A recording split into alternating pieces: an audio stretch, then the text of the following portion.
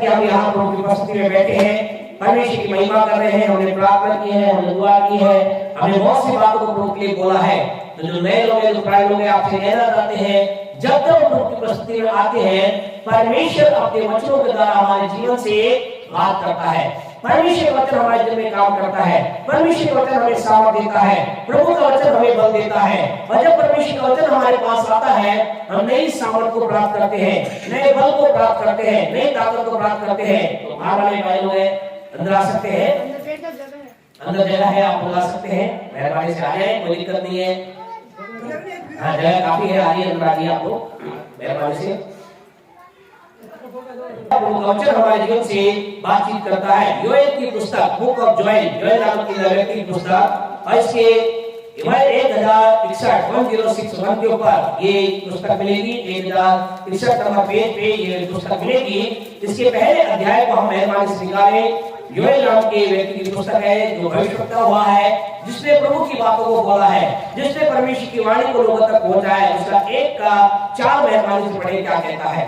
जो कुछ हाँ जी, गाजा नामक टिड्डी से बचा, हाँ जी, उसे अरबे नामक टिड्डी ने खा लिया। हाँ जी, जो कुछ अरबे नामक टिड्डी से बचा, हाँ जी, उसे येलेक नामक टिड्डी ने खा लिया। हाँ, और जो कुछ येलेक नामक टिड्डी से बचा, हाँ, उसे हासिल नामक टिड्डी ने खा लिया। आगे जाकर आप एक एक बात पढ़ेंगे कि ऐसा लिखा है, अलग अलग टिड्डियों के नाम लिखे हैं। तो ये टिड्डियां कोई विशेष टिड्डियों के नाम नहीं है, लेकिन ये है प्रॉब्लम, समस्या है। और ऐसा लिखा गया इस वचन को, जो आपने कई बार पढ़ा होगा या कई सुना होगा आपने, तो यहाँ ऐसा बताया गया है, एक के बाद एक टिड्डियां यहाँ पर आई और इन टिड्डियों ने क्या किया? इसको खा लिया, उसको खा लिया, इसको खा लिया। यानी कि दूसरे शब्दों में कहे, साधारण शब्दों में आप लोग समझेंगे तो आपको समझ में आएगा। यानी कि यहाँ पर कुछ ऐसा है, एक समस्या के बाद एक समस्या इनके जीवन में आ रही है, एक प्रॉब्लम के बाद दूसरी प्रॉब्लम आ रही है। और ये प्रॉब्लम क्या कर रही है? ये प्रॉब्लम चीजों को खत्म कर रही है, ये समस्या चीजों को समाप्त कर रही है। ये प्रॉब्लम इतनी भयानक है, ये प्रॉब्लम इतनी दुखदायी है, या ये कह सकते हैं ये समस्या इतनी पावरफुल है, जो चीजों को क्या कर रही है? समाप्त कर रही है। क्योंकि इतना ही नहीं, इसके 10वें वचन को अगर आप पढ़ेंगे तो यहाँ पर ऐसा लिखा है, पढ़े क्या कहता है? खेती मारी गई, हाँ जी, भूमि विलाप करती है, भूमि विलाप करती है, क्योंकि अन्न नाश हो गया, अन्न नाश हो गया, नया दाखमधु सूख गया, नया दाखमधु सूख गया, तेल भी सूख गया है, तेल भी सूख गया। यानी कि प्रॉब्लम कह सकते हैं, समस्या पे समस्या, इतनी समस्या आगे से लिखा है, अन्न खत्म हो गया है, नया दाखमधु मिलता नहीं है, कुछ भी। यानी कह सकते हैं चारों तरफ क्या दिखाई देता है? निराशा ही निराशा नजर आती है। और आप में से कुछ लोग कहेंगे, मेरे जीवन में भी ऐसा हो रहा है, मेरे जीवन के अंदर ऐसा चल रहा है, बार बार मेरे जीवन के अंदर एक के बाद एक प्रॉब्लम आ रही है। मैं एक समस्या से निकलता हूँ, दूसरी समस्या आ जाती है, एक समस्या से भागता हूँ, दूसरी समस्या आ जाती है। आज की रात आपसे कहना चाहते हैं कि आपके जीवन में ऐसा कुछ चल रहा है, एक के बाद एक प्रॉब्लम आ रही है, एक समस्या आई, पहले बीमारी आई, फिर एक्सीडेंट आ गया, फिर किसी और चीज आ गई, फिर मृत्यु आ गई। वो बार बार एक के बाद एक समस्या यदि आपके जीवन में आ रही है, तो आपसे कहना चाहते कुछ है, कुछ खुशखबरी है जो आज की रात आप प्राप्त कर सकते हैं। आज आपसे कहना चाहते, निराशा की अवस्था में आप में से कोई जन बैठा है, जीवन के अंदर परेशानी की अवस्था में आज आप यहाँ बैठे हैं, आपको लग रहा है मेरे जीवन के अंदर कुछ भी अच्छा नहीं हो रहा, आज की रात आपसे कहना चाहते हैं, खुशखबरी आपको देना चाहते हैं। और वो खुशखबरी है, परमेश्वर ऐसे व्यक्ति के जीवन के अंदर कुछ कह रहा है, मैं करूंगा। परमेश्वर कुछ अद्भुत बात करने के लिए कह रहा है। और परमेश्वर क्या कह रहा है? इसी पुस्तक योएल के 2 अध्याय को आप निकालेंगे, इसके 12 अध्याय को पढ़े, परमेश्वर क्या कह रहा है? तो भी यहोवा की ये वाणी है, तो भी, यानी कि इन सारी के बातों के बावजूद भी यहाँ कौन बात कर रहा है? परमेश्वर बात कर रहा है।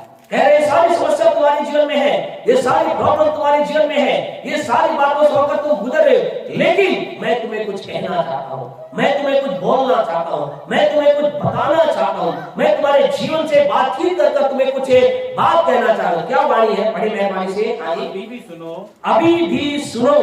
आपसे कहना चाहते हैं, जीवन में क्या होता है? जब व्यक्ति के जीवन में कष्ट होता है, परेशानी आती है, तो क्या होता है? हम सुनते नहीं है, हमें कुछ सुनने का मन नहीं करता है। 2 कारण है, कई बार तो व्यक्ति सुनना नहीं चाहता, और कई बार ऐसा होता सुनने का मन नहीं करता, कहता क्या सुनूं, मैं मेरे जीवन के लिए मैं क्या सुन सकता हूँ, मेरे में सुनने का कुछ है नहीं, मेरे पास कोई आशा है नहीं, मेरे जीवन में इतनी निराशा है, मैं क्या सुनूं, क्या तुम मुझे बताओगे, क्या तुम मुझे बोलोगे, क्या तुम मुझे कहोगे। और लेकिन परमेश्वर कह रहा है अभी भी सुनो। क्या सुनो भाई?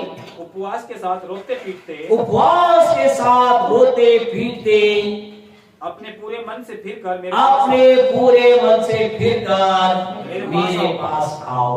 आज की रात आपसे कहना चाहते हैं, जब हम प्रभु की उपस्थिति में बैठते हैं, आप कहेंगे क्यों उपवास, क्यों प्रभु की उपस्थिति में जाना, क्यों परमेश्वर से विनती करना, क्यों परमेश्वर से विलाप, परमेश्वर के सामने अपने आंसुओं को बहाकर अपनी बात कहना? क्योंकि यहाँ परमेश्वर क्या कह रहा है? परमेश्वर कह रहा है मेरे पास उपवास के साथ आओ, रोते पीटते मेरी उपस्थिति के अंदर आओ, अपने मन को बदल करके मेरी उपस्थिति के अंदर आओ। आपसे कहना था, जब आप और मैं जीवन की तमाम समस्याओं के बीच में, तमाम प्रॉब्लम के बीच में अपने आप को जब प्रभु की उपस्थिति में लेकर जाते हैं, हम जीवन में कुछ अद्भुत बात को देखते हैं। आपसे कहना चाहते हैं, उपवास प्रार्थना हल्की बात नहीं है। जब आप परमेश्वर की उपस्थिति में बैठते हैं, आज आपसे कहना चाहते हैं, आपसे भी बहुत से लोग होंगे, हम ये नहीं कह रहे कि वो क्यों नहीं आए, लेकिन आप में से बहुत से लोग होंगे जिन्होंने क्या एक मन बनाया होगा, शायद सुबह उन्होंने विचार किया होगा, ठीक हम क्या करेंगे, हम भी रात को प्रार्थना में जाएंगे, हम भी चलेंगे, लेकिन वो ना आ पाए। शायद हो सकता है सर्दी ने रोका होगा, शायद कोई प्रॉब्लम उनके जीवन में आई होगी, शायद कोई प्रैक्टिकल बात उनके जीवन में हुई होगी, शायद कोई ऐसी बात उनके जीवन में आई जिससे क्या कि उन्हें रोका गया। लेकिन अगर आज आप यहाँ पर आए हैं तो आपसे कहना चाहते हैं, ये आपके मेरे लिए अद्भुत बात है कि हम प्रभु की उपस्थिति में आए हैं। ये क्या है? उपवास, प्रार्थना, प्रभु की उपस्थिति में बैठना क्या है? ये एक विधि को पूरा करना नहीं है। कई बार क्या लोग क्या सोचते हैं, चलो उपवास के बारे में बोला है, ठीक है, उपवास की बात हम करते हैं। आपसे कहना चाहते हैं, जब आप और मैं अपने आप को परमेश्वर के नजदीक लाने के लिए तैयार करते हैं, जब कहते हैं ठीक है हम प्रार्थना में जाएंगे, ठीक है हम परमेश्वर से दिन भर प्रार्थना में अपने समय को बिताएंगे, आप क्या करते हैं? परमेश्वर ने जो कहा है उसको पूरा करने का कारण चाहते हैं। परमेश्वर क्या कह रहा है? प्रभु कह रहा है उपवास के साथ मेरे पास आओ, मेरी उपस्थिति में आ जाओ, सच्चे मन से पूरे हृदय से मेरे पास तुम आ जाओ। और आपसे कह रहे हो आप ऐसा करते हैं, आप कहें ठीक है पास्टर साहब, हम प्रभु की उपस्थिति में आए हैं, हमने पूरा दिन प्रभु की उपस्थिति में बिताया है, और आप में से कल और आने वाले प्रत्येक आने वाले दिनों में भी आप खुदा की उपस्थिति में रहेंगे। तो आज आप उत्साहित करके कहना बताना चाहते हैं, जब आप परमेश्वर की उपस्थिति में बने रहने का, व्यक्तिगत तौर से प्रभु के साथ समय बिताने का और सामूहिक तौर से प्रार्थना करने का जब निर्णय लेते हैं, कुछ अद्भुत काम होते हैं। हालेलुया! कुछ सामर्थ्य काम आपके लिए होने लग जाते हैं, कुछ सामर्थ्य काम आपके जीवन के लिए होने जाते हैं। सारे कामों का तो वर्णन नहीं, लेकिन एक दो कामों का वर्णन हम आपको बताएंगे। प्यारे परमेश्वर लोगों, यहाँ पर हम समस्या को देख रहे हैं, प्रॉब्लम को देख रहे हैं। इन लोगों को प्रभु ने क्या कहा? मेरी उपस्थिति में आ जाओ, मेरे सम्मुख तुम आ जाओ। और ऐसे ही प्रेतों के 12वें अध्याय को, प्रेतों का उसके 12वें अध्याय को निकाले। फिर कई सालों के बाद, कई कह सकते हजारों सालों के बाद फिर क्या हुआ? फिर उन लोगों के जीवन में जो लोग क्या थे? प्रभु से प्रेम करते थे। कौन लोग थे? जो प्रभु से प्यार करने वाले लोग थे, प्रभु की आराधना करने वाले लोग थे, परमेश्वर की बातों को मानने वाले लोग थे। उनके जीवन में क्या आई? एक प्रॉब्लम आई, उनके जीवन के अंदर समस्या आई, उनके जीवन के अंदर प्रॉब्लम इतनी भारी हो गई कि उनका जो मेन व्यक्ति था उसे क्या कर दिया गया? जेल में डाल दिया। लेकिन फिर उन्होंने क्या किया? पढ़े प्रेरितों का उसका 12वां अध्याय उसके 5वें वचन को पढ़े, क्या लिखा है? बंदीगृह में पतरस बंद था। हाँ जी, यहाँ पर क्या किया गया? एक व्यक्ति क्या कर दिया गया? बंदी गृह में डाल दिया गया, उसे जेल खाने में डाल दिया गया। हाँ जी, फिर परंतु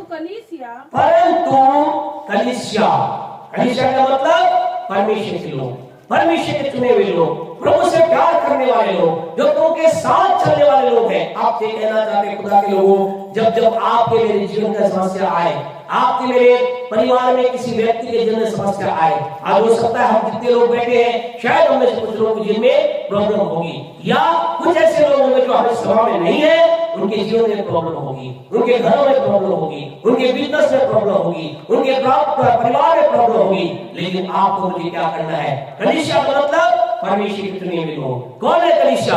आप कलीसिया है, मैं कलीसिया हूँ, हम परमेश्वर के चुने लोग हैं। और ऐसा लिखा है, परमेश्वर के चुने लोगों ने उसके लिए लो लगाकर परमेश्वर से प्रार्थना की। क्या क्या उन्होंने?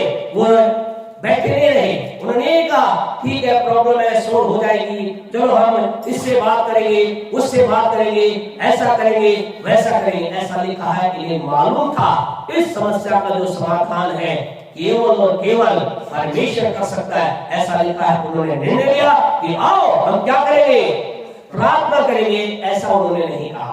क्या कहने ने? उन्होंने कहा हम लो लगाकर प्रार्थना करेंगे। लो लगाकर प्रार्थना मतलब प्रार्थना में लीन हो जाएंगे, सारी बातों को भूल जाएंगे, सारी चीजों को हटा देंगे और हम अपने आप को परमेश्वर की उपस्थिति में रखेंगे। आज आपसे कहना चाहते हैं आपके मेरे जीवन का छुटकारा इस बात पर निर्भर करता है हमने कितना परमेश्वर के सामने अपने आप को लोलीन और अवलीन किया है, कितना अपने आप को हमने खुदा के सामने उड़ेल दिया है, कितना अधिक परमेश्वर के साथ अपने आप को डाल दिया है। आप कहें बहुत से लोग हैं जो क्या कर रहे हैं, प्रार्थना कर रहे हैं।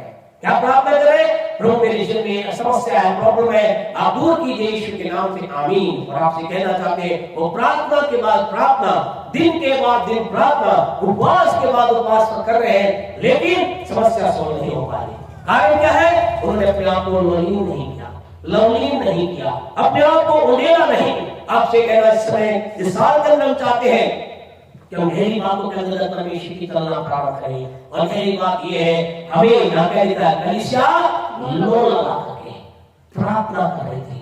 खुदा के सामने उन्होंने प्रार्थना करना प्रारंभ किया, प्रभु के सामने उन्होंने अपने हृदय को उंडेलना प्रारंभ किया, प्रभु के सामने अपनी प्रॉब्लम को बोलना प्रारंभ किया। उन्होंने शायद यहाँ सारी बातें नहीं की, लेकिन विश्वास करके शायद उन्होंने कहना प्रारंभ किया होगा परमेश्वर हमारा एक साथी है, वो प्रॉब्लम में है, उसके जीवन में समस्या है, उसके जीवन में प्रॉब्लम है, उसे पकड़कर जेल में डाल दिया गया है, वो निर्दोष है, वो सही है, वो अच्छा आदमी है, वो बढ़िया आदमी है, वो पवित्र जन है, तेरी बातों पे चलता है, तेरे राह पे चलता है। लेकिन कुछ लोगों ने उसे पकड़कर जेल खाने में डाल दिया। प्रभु तू दया कर, प्रभु तू अनुग्रह कर, प्रभु तू चमत्कार कर। आपसे कहना जब आप और मैं अपने भाई बहनों के लिए, अपने प्रियजनों के लिए परमेश्वर के सम्मुख जाकर ये विनती करना प्रारंभ करते, प्रभु आप कार्य कीजिए। आपसे कहना जब आप और मैं इस परिवार के लिए जब आपने प्रार्थना की, यहाँ बैठे एक दूसरे के आपने प्रार्थना की, आपने कई लोगों ने कहा परमेश्वर हमारे भाई राजकिशोर के जीवन में आपकी आशीष आ जाए, हमारे भाई राजकिशोर के जीवन में आपका छुटकारा आ जाए। क्या करेगा? क्या परमेश्वर बैठा रहेगा? क्या वो आपकी दुआई को ना सुनेगा? आपसे कहना चाहते हो आपकी मेरी दुआई को अवश्य सुनेगा, वो आपकी मेरी विनती को अवश्य सुनेगा। और क्या हुआ? यह आगे इसके 7वें वचन को पढ़े, क्या लिखा है? 12 के 7 पढ़े। हाँ जी। तो देखो प्रभु का एक स्वर्गदूत आ खड़ा हुआ, प्रभु का एक स्वर्गदूत आ खड़ा हुआ। क्या जोरदार ताली ना बजाएं?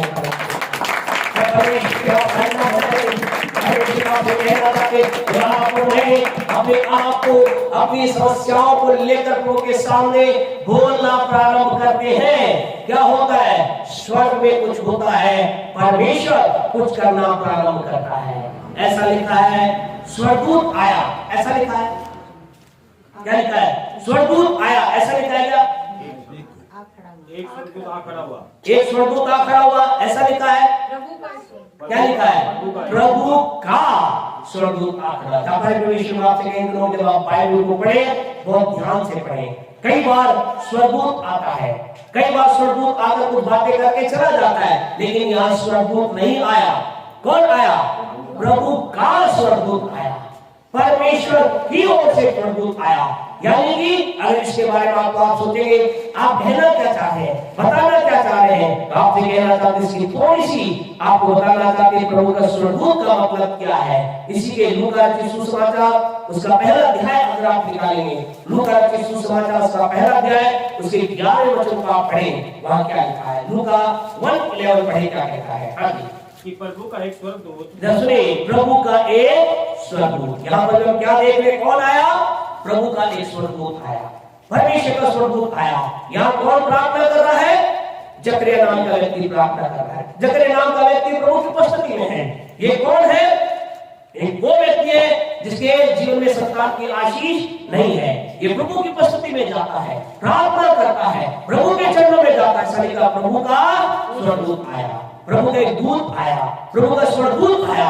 अब ये कौन है इसके बारे में बताना चाहते हैं। पढ़े इसके 19वें वचन को, क्या लिखा है? 19 इसी का लूका। दूत ने उसको उत्तर दिया, हाँ, उस स्वर्गदूत ने, जो कि प्रभु का स्वर्गदूत था, उसने उत्तर दिया, मैं जिब्राइल हूँ, मैं जिब्राइल हूँ, जो परमेश्वर के सामने खड़ा रहता जो परमेश्वर के सामने खड़ा रहता। जब आप इस बात को देखिए, प्रभु का स्वर्गदूत आया, इसका मतलब वो आया जो परमेश्वर के सबसे नजदीक रहता है, निकट रहता है। परमेश्वर किससे घिरा हुआ है? स्वर्गदूतों से घिरा हुआ है। लाखों लाखों स्वर्गदूत उसके हैं, लाखों लाखों स्वर्गदूत स्वर्ग में है, लेकिन कुछ स्वर्गदूत क्या है? बिल्कुल परमेश्वर के नजदीक है, बिल्कुल परमेश्वर के पास है। और आपसे कहना चाहते हैं, ये वो स्वर्गदूत है जो क्या करते हैं? परमेश्वर के मुख से निकली बात को पकड़ते हैं और उसको लेकर के उन लोगों तक लेकर जाते हैं, जो जिन लोगों की विनती, जिन लोगों की प्रार्थना, ध्यान से सुनिए, जिन लोगों की विनती, जिन लोगों की प्रार्थना, जिन लोगों का जीवन परमेश्वर को छू जाता है, टच कर जाता है, परमेश्वर कहता है जाओ उसके लिए काम करो। और ये परमेश्वर के नजदीक रहने वाला स्वर्गदूत वहां से आकर बताता है कि जिस परमेश्वर की तुम आराधना कर रहे हो, जिस परमेश्वर से तुम विनती कर रहे हो, जिस परमेश्वर के लिए तुम जीवन जी रहे हो, जिस परमेश्वर के लिए तुम पवित्र जीवन जी रहे हो, जिस परमेश्वर के तुम जीवन बिता रहे हो, जिस परमेश्वर तुम संडे आराधना करने जाते हो, वो परमेश्वर तुम्हारे से खुश हो गया है और उसका संदेश लेकर मैं तुम्हारे पास आया हूँ। हालेलुया, उसका संदेश लेकर मैं तुम्हारे पास आया हूँ। Praise the Lord, praise the Lord. यहाँ क्या लिखा है? यानी उसने क्या कहा? मैं कौन हूँ? जिब्राइल स्वर्गदूत हूँ। मैं कहाँ रहता हूँ? परमेश्वर के पास रहता हूँ। और तेरे पास आगे बढ़े क्या लिखा है? और मैं तुझसे ये बातें करने और तुझे यीशु समाचार सुनाने को भेजा प्रेज़ द लॉर्ड। और क्या करने?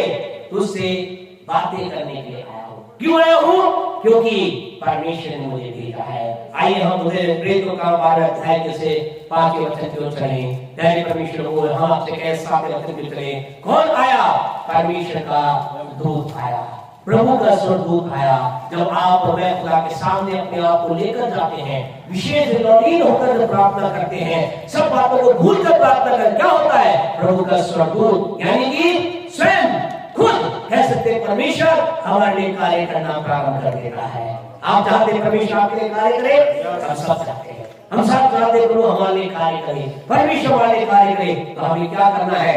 अपने आप को प्रार्थना और अधिक लवलीन और अधिक उसमें उड़ेल देना है। अगली एक बात बोल करके हम बंद करेंगे। प्यारे परमेश्वर लोगों, जब परमेश्वर के लोगों, जब हम सब ऐसा करते हैं, परमेश्वर का स्वर्गदूत हमारे जीवन के अंदर काम करता है। एक और बात, जब परमेश्वर के लोग प्रेरितों का उसका 13वां अध्याय मेहरबानी से निकालें, फिर हम बंद करें, उसके दूसरे वचन को पढ़ें। प्रेरितों का 13 का 2 पढ़ें, क्या लिखा है? जब वे उपवास सहित प्रभु की उपासना कर रहे थे। हाँ जी, ध्यान से सुने क्या लिखा है। जब वे उपवास सहित प्रभु की उपासना कैसे कर रहे थे? प्रभु की आराधना कैसे प्रभु के सामने अपने समय को बिता रहे थे? उपवास सहित। इन्होंने कहा हम खुदा की उपस्थिति में बैठेंगे उपवास के साथ, हम खुदा की उपस्थिति में बैठेंगे उपवास के रूप में, हम खुदा के चरणों में बैठेंगे उपवास सहित। और यहाँ लोग क्या है? उपवास सहित खुदा की उपस्थिति में बैठे हैं, अपने समय को खुदा के साथ बिता रहे हैं। आपसे कहना चाहते हैं, कई बार ऐसा हमारे मेरे आपके जीवन में होना चाहिए। कई बार मेरे आपके जीवन में ऐसा होता है, समस्याओं के लिए प्रभु की उपस्थिति में जाते हैं। कभी कभी क्या है, बिना किसी प्रॉब्लम के हम क्या करें? खुदा की उपस्थिति में टाइम बिताने के लिए अपने आप को रखें। कहे आज मैं क्या हूँ? मैं उपवास में हूँ, आज मैं कुछ नहीं करूंगा, मेरे प्रभु से केवल बात करूंगा, मेरे प्रभु के साथ समय बिताऊंगा, मेरे प्रभु के चरणों में बिताऊंगा। यहाँ ये लोग क्या कर रहे थे? यही कर रहे थे। इनके जीवन में कोई समस्या नहीं थी, इनके जीवन में कोई प्रॉब्लम नहीं थी, इनके जीवन में कोई प्रकार कोई गड़बड़ नहीं थी। सब कुछ क्या चल रहा था? अच्छा चल रहा था, शानदार चल रहा था। इन्होंने कहा चलो आज हम क्या करेंगे? उपवास सहित खुदा की उपस्थिति में बैठे। हाँ, आगे क्या पढ़े मेहरबानी से। तो पवित्र आत्मा ने कहा, तो पवित्र आत्मा ने कहा। आपसे कहना, जब आप परमेश्वर की उपस्थिति उपवास सहित प्रार्थना करना प्रारंभ करते हैं, आपसे कहना चाहते हैं खुशखबरी है, परमेश्वर का आत्मा आपसे मुझसे बात करना प्रारंभ करता है। हम प्रभु की आत्मा की आवाज को सुनना प्रारंभ करते हैं, हम प्रभु की आत्मा की अगुवाई को प्राप्त करना चालू करते हैं। आज संसार बहुत से लोग कह रहे हैं, क्या कह रहे हैं? मुझे नहीं मालूम है कौन से रास्ते पर जाऊं, मुझे नहीं मालूम है कौन सा काम करूं, मुझे नहीं मालूम है किस राह पर जाऊं। आपसे कहना चाहते हैं, आज आप में से कोई जरिए है, बैठे खुदा की उपस्थिति में, परमेश्वर का आत्मा आपसे बात करेगा। परमेश्वर की आत्मा की आवाज आपके पास आएगी। आज की रात आपसे कहना चाहते हैं, हम यहाँ पे संदेश को करना चाहते हैं, जब आप अपने आप को प्रभु की उपस्थिति में लेकर आ रहे हैं। यदि आपने आज खुदा के साथ एक अच्छा समय बिताया है, हम आपको कहना चाहते हैं, बधाई देना चाहते हैं। परमेश्वर का स्वर्गदूत आपके लिए एक संदेश लेकर आ रहा है। परमेश्वर के संदेश को आप सुनने जा रहे हैं। आपने परमेश्वर के साथ एक अच्छा टाइम बिताया है, आप पवित्र आत्मा की आवाज को सुनने जा रहे हैं। कई बार हो सकता है पहले दिन सुनेंगे, कई बार दूसरे दिन सुनेंगे, कई बार हो सकता है चौथे दिन सुने, 10वें दिन सुने, 40वें दिन सुने, लेकिन आपसे कहना चाहते हैं, परमेश्वर के आत्मा की आवाज ऐसा व्यक्ति जरूर सुनता है जो परमेश्वर के ऊपर अपने आप को डाल देता है। इसका कोई महत्व नहीं आपके मेरे विचारों क्या चल रहा है। हमारी समस्याएं प्रभु की सामर्थ से टूट जाएंगी, आपके मेरी समस्याएं प्रभु की सामर्थ से खत्म हो जाएगी। आइए प्रभु के साथ अपने आप को लीन करें। वहां एक प्रॉब्लम थी, योएल के समय का एक प्रॉब्लम थी, सब कुछ खत्म हो गया था, नाश हो गया। खुदा ने कहा रोटी पीट के उपवास के साथ मेरे पास आओ। और जब वो लोग खुदा की उपस्थिति में जानते क्या हुआ, एक वाणी उनके पास आई। उस वाणी ने क्या कहा, उन्होंने कहा अब तुम क्या होगा। अब उसी योएल की पुस्तक आप निकालेंगे, योएल की पुस्तक को आप देखिए दूसरे अध्याय को अगर आप निकालेंगे तो वहां ऐसा लिखा है, पहले परमेश्वर उन लोगों ने क्या किया, प्रभु की बात को माना। उन लोगों ने क्या किया, परमेश्वर की आवाज को सुना। उन लोगों ने कहा ठीक है हम क्या करेंगे, परमेश्वर की बात को मानेंगे। तब परमेश्वर ने क्या कहा, 2:26 पढ़ो क्या लिखा। उन्होंने कहा हाँ जी, क्या कहा, 2:26 में ऐसा लिखा है, तुम, उन्होंने क्या किया, वो खुदा की उपस्थिति में गए, रोटी पीट के खुदा के चरणों में गए। उन्होंने कहा हम खुदा हम तेरी दया को चाहते। प्रभु ने क्या कहा, प्रभु ने कहा तुम पेट भर खाओगे, तुम तृप्त हो जाओगे, परमेश्वर की स्तुति करोगे जिससे तुम्हारे आश्रम किए हैं, और तुम्हें तुम्हारी आशा कभी नहीं छूटेगी। हालेलुया, प्रभु ने कहा तुम्हारी आशा नहीं छूटेगी। आपसे कहना चाहते हैं, इन्होंने ऐसा प्रभु ने कहा क्या था, कैसी स्थिति थी, ऐसा लिखा है कमी थी, नाश वहां पर था, हर चीज खत्म वहां हो चुकी थी, चारों तरफ कमी और कमजोरी दिखाई दे रही थी। लेकिन जब उन्होंने अपने आप को परमेश्वर के नजदीक को लेकर आए, ऐसा लिखा, प्रभु ने कहा क्या होगा, अब तुम भरपेट खाओगे, अब तुम तृप्त रहोगे, अब तुम्हारे जीवन में कोई कमी ना रहेगी, अब तुम्हारे जीवन में भरपूरी आएगी, अब तुम्हारे जीवन के अंदर जो बंधन है टूट जाएंगे, तमाम समस्याएं खत्म हो जाएंगी, तुम एक रास्ते को देखने पाओगे। परमेश्वर आपके लिए ऐसा करना चाहता है। आइए अपनी आंखों को बंद करें। आज आपके जीवन के अंदर, परिवार के अंदर नशा एक प्रॉब्लम है, बीमारी एक प्रॉब्लम है, आपके काम करना चलना एक प्रॉब्लम है, आप मेहनत बहुत करते हैं लेकिन आपको कमाई के अनुसार आपकी मेहनत के अनुसार आपकी आमदनी नहीं है, आपके जीवन के अंदर कमी और गति के अंदर होकर गुजर रहे हैं। प्रभु परमेश्वर कह रहा है मेरी उपस्थिति में अपने आप को लेकर आओ, मैं तुम्हें भरपूर कर दूंगा, मैं तुम्हारे रास्ता खोलूंगा, मैं तुम्हारे चमत्कार करूंगा। प्रभु मेरे आपके लिए करने के तैयार है। यदि आप चाहते हैं आपके दिल में चमत्कार हो, कार्य हो, अपने आप को प्रभु के साथ आज आप बनाए रखे, यदि नहीं कल आने वाले दिनों में प्रभु के साथ अपने आप बनाए रखे, रोज चमत्कार करें। हम सब आपकी मेहरबानी से बंद हो जाए। यदि आप चाहते हैं कि आपके जीवन के अंदर कोई प्रॉब्लम है, समस्या, आपके प्रार्थना की जाए, आपके जीवन के अंदर आप चाहते हैं छुटकारा आ जाए, आपसे कहना चाहते हैं हम साधारण मनुष्य जैसे आप हैं, लेकिन प्रभु ने हमें कुछ अधिकार दिया है, उस अधिकार का हम प्रयोग करते हैं, प्रभु की सामर्थ्य रहती कार्य होता है। उस अधिकार के अनुसार हम आपके लिए प्रार्थना करना चाहते हैं। यदि आप चाहते हैं आपके लिए प्रार्थना की जाए, अपने सीधे हाथ को आप खड़ा करें, कोई किसी को ना देखे, हम सब की आंखें बंद करें। आपके जीवन में कोई ऐसी बात है जो आप कठिन प्रश्न होकर गुजर रहे हैं, इस समय आपके लिए हम प्रार्थना करेंगे। प्रभु के सामर्थ्य के द्वारा आपके जीवन में बड़ा कार्य होगा, प्रभु के सामर्थ्य आपके जीवन में बंधन टूटेंगे, आपके परिवार में कार्य होगा। हमारे महान जीवन सामर्थ्य प्यारे पिता, हमेशा के नाम के आपके पास आए, हमने इस बात को देखा जब आपके लोग आपकी उपस्थिति में उपवास के साथ आए, उनके जीवन में बड़ा काम हुआ। आज यहाँ पर कुछ लोग हैं परमेश्वर जिन्होंने अपने हाथ को खड़ा किया है, कुछ लोग ऐसे हैं जिन्होंने श्रम के कारण हाथ को खड़ा नहीं किया, लेकिन इनके जीवन में कुछ प्रॉब्लम है, समस्या है जो बड़ी है, जो इनको कठिन नजर आती है। आज की रात आपकी सामर्थ ऐसे भाई को, ऐसी बहन को, ऐसे बच्चे को, ऐसे बड़े को छू ले और समस्या को क्या देते इनके जीवन से, इनके परिवार से खत्म हो जाए। शांति, आनंद, दया, भलाई और आपकी आशीष, आपकी बरकत, आपका छुटकारा